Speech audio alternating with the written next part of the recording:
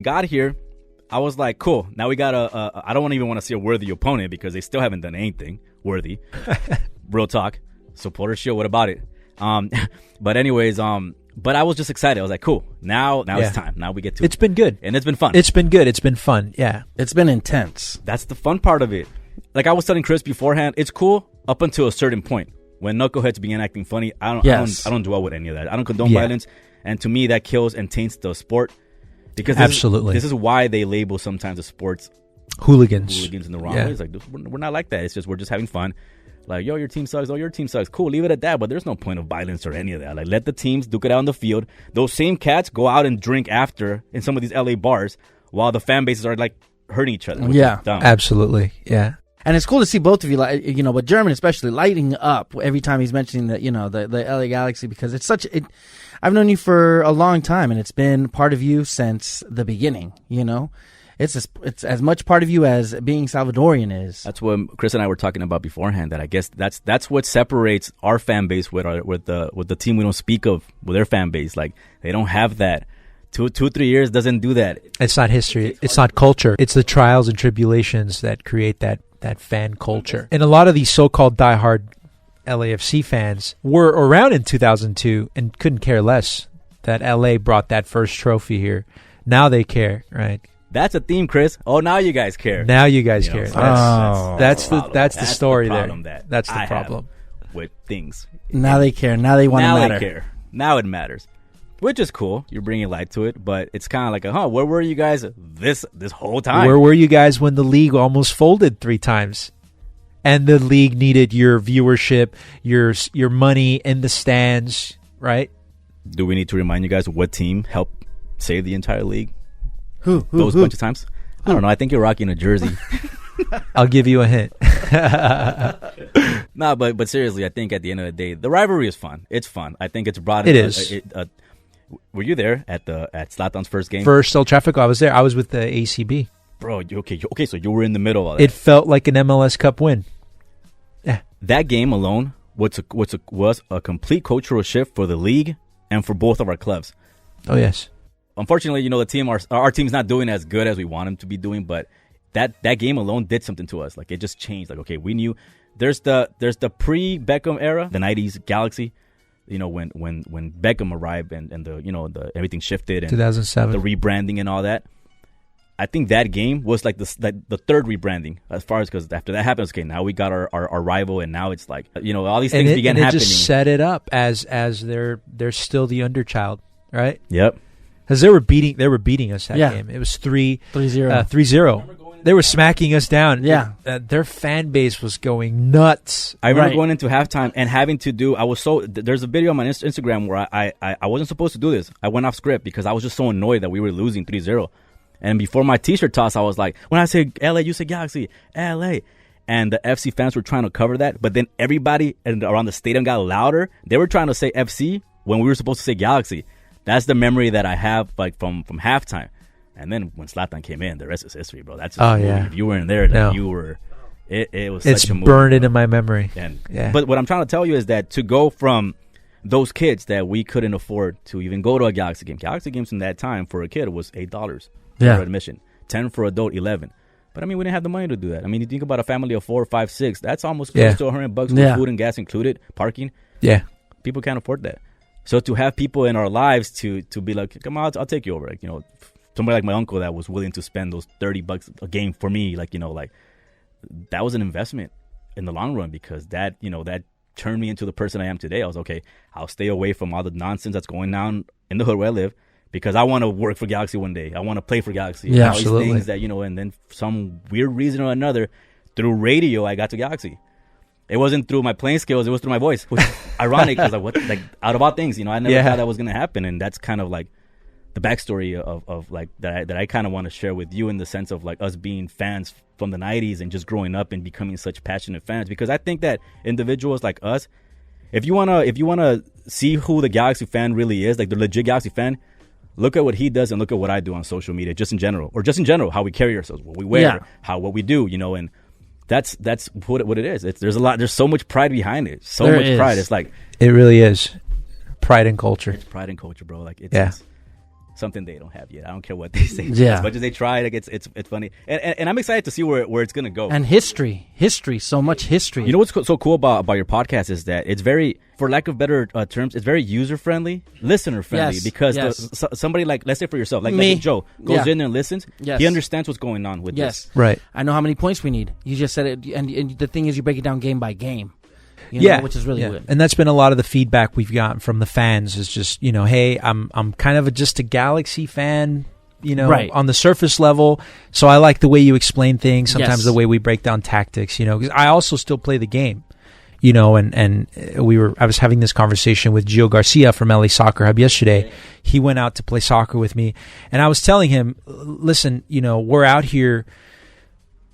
It's a different perspective that you get when you play the sport and you talk about the sport. And that's true for everything. You can be an expert, let's say mechanics. You can go to school, you can read all the books, you can learn everything there is to learn about cars and in theory how mechanically a car works. But you don't truly know how that car works until you get under the hood and you start moving these parts around yourself, taking things apart, putting them back together. Right? It's the same thing with sports. You can be an expert at soccer, but it's a different perspective when you're out there playing it, the physicality of it, the exertion, certain injuries you might pick up. It's that perspective of what it takes, the tactics, playing on a team. So are you playing on a team? Do you play on a team, or I'm playing league soccer on Fridays, and it's not. What position do you play? I'm more of an attacker. Oh, okay. An attacker. So With those striker. with the shots you were doing with Homeboy over there yesterday. With Gio That's Garcia. what I was talking about. Yeah, good shots. Yes, good crosses and everything. I haven't played him forever. I cramp up now immediately. Oh, I had a bad It's like injury. I put on my cleats and start cramping. No, man. I had a really bad injury at tail end of 2019. I tore my calf muscle. Oh. Yeah. It just, honestly, it felt like somebody had kicked the back of my leg because it was just like a loud pop. And in that split second, I turned around ready to like punch whoever had kicked me, and nobody was standing there. And I was like, and then I put weight on my Father foot. Time was right behind you, bro. Father Time. Yeah. Yeah. He took my groin out once when I was doing crosses. I was like, what? That's the worst. Awesome. Oh my God, it hurt. I was like, oh, how do I fix this? I was looking it up online. You got to ice it.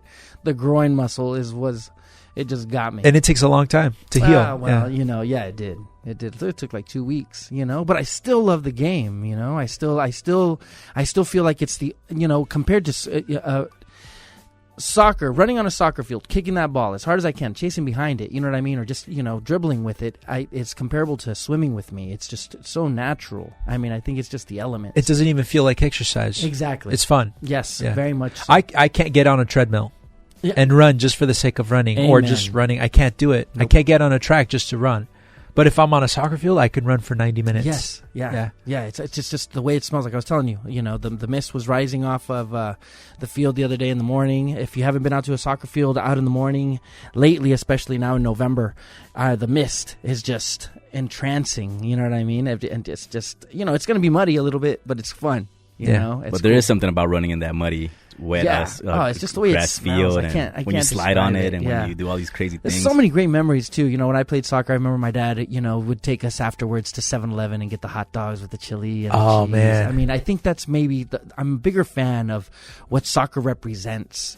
And LA Galaxy is definitely is the team that represents my childhood, my time here in LA, and it reminds me of family. And I think that's the reason why a lot of us. It's funny that you bring that up because you think about Galaxy in the 90s and everything that happened within that time. The first thing you think about is family. I was there with my uncle, with my sister, with my cousins, with this and that, and like you think about.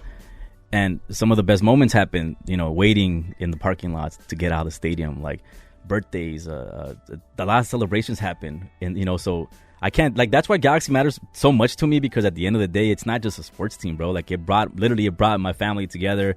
It brought me some of my closest friends. Now it brought me to meet people like you guys. Same. So I forever I will always thank the Galaxy itself. Like I was telling you off before we started the podcast. Speedy D's sister V, she played a major role in the Galaxy marketing and everything. All those little giveaways I still have to this day, like that she was behind. and to befriend her brother and be close to him now. And like, you know, we were together there. And it's crazy how the club has like intertwined all these lives into, you know, it's like the Marvel, the MCU in a way, where like everybody's kind of living their life, but they crisscross one way or another, because all thanks to his club that's been here for over 26 years, but yet other fans in this town act like that didn't happen. But and okay, the base of it all is it's a kid's game that you kick around a ball with your foot, you know, and it just the effect that it has on people. Nations have gone to war over this sport, or stopped fighting. I know why he's bringing that up, because there was a war with El Salvador and Honduras because of a soccer game. No way. Yeah. Crazy, my grandmother used to tell that story all the time. La Selecta? I think they were at war for a couple hours, right? Yeah, it was for a few hours after for like 100 hours or something like that. Yeah, get out over one soccer game. Yeah, and then they squashed the beef. But just think about it. That's how intense the culture is lived down there. That's what he was saying earlier. Yeah. Like it's, you know, if it's a day that La Selecta plays, like, you have to be home. Your face has to be painted blue. You have to. I mean, it's a family thing. Like, you have to. It's beautiful, and it's such it's really thing beautiful. to experience and grow up with. You know, that's awesome. So think about that, and to have one of those players come to our city and represent what we knew beforehand. Now, like, he's part of us. Now, like, he's part of our club. What? He's our number 10. Really? Yeah. So just think about this, Chris, for a second. You know, like us that we're Salvadorans. You know, like as a kid, I was always looking for that figure, like that whole.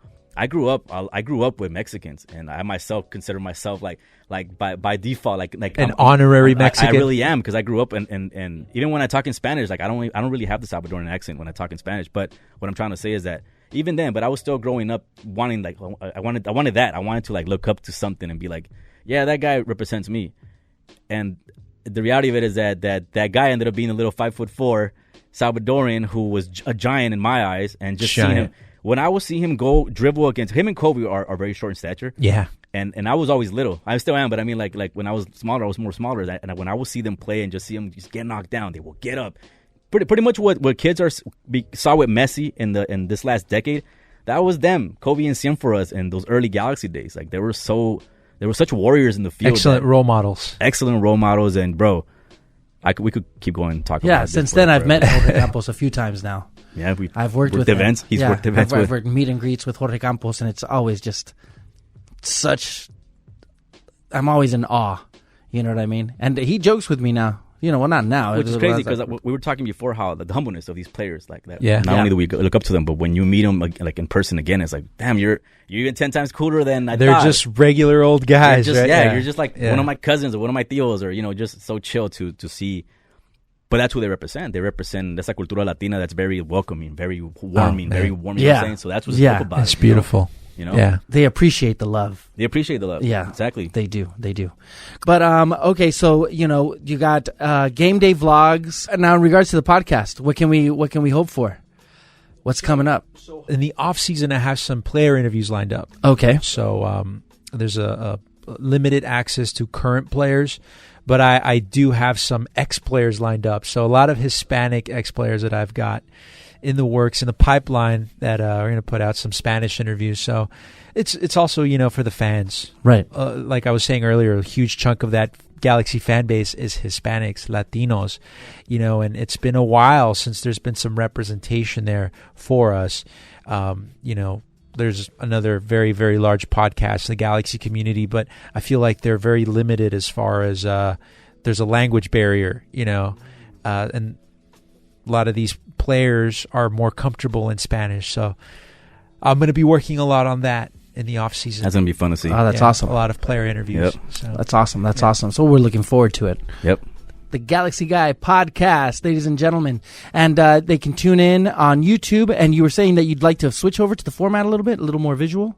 It's definitely going to be a little more visual. There's going to be more silly stuff, fun stuff. Giveaways too. More giveaways. Yes. And where can they find you? At the Galaxy Guy podcast? On Instagram? On all social handles, it's the same handle, The Galaxy Guy Podcast. They can check us out on YouTube. Same handle, The Galaxy Guy Podcast. And also shout-outs to Matt Granger and Casey Cagle. That's right, my co-hosts. They're on there as well. They're very insightful, too. And, the Game Day vlog with Casey, and they're all super entertaining. But like I said, you're the ringleader of it all.